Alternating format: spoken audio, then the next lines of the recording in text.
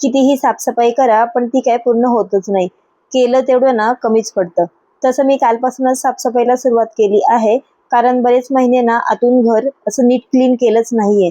पहिले काही दिवस तर ना मी स्वतः आजारी होती, त्यातच माझे खूप दिवस गेले आणि मग आमच्या आजी सुद्धा वारल्या, मग त्यातच ना बरेच दिवस गेले. मग म्हटलं रोज थोडी थोडी साफसफाई केली तर होऊन जाईल, नाही केली तर ती तशीच राहील.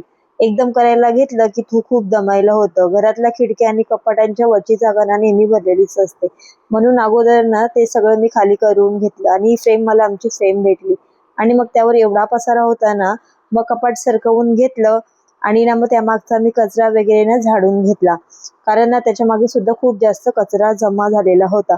आणि कपाट ना छान मस्तपैकी ना स्वच्छ असं पुसून घेतलं दोन्ही बाजूनी आणि मग ना जे छान चांगलं होतं ते काढून घेतलं आणि ते परत एकत्र करून ना परत जागेवर ठेवून घेतलं.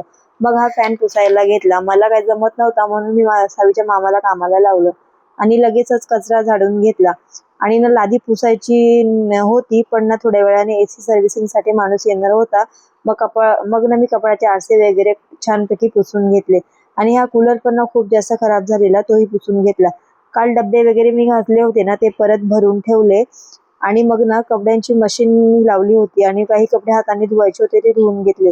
लगेचच ना मी भांडी वगैरे घासून घेतली आणि ना किचन पण बरेच खराब झालं होतं, म्हणून किचन सुद्धा स्वच्छ पाण्याने असं ना छान धुवून पुसून घेतलं.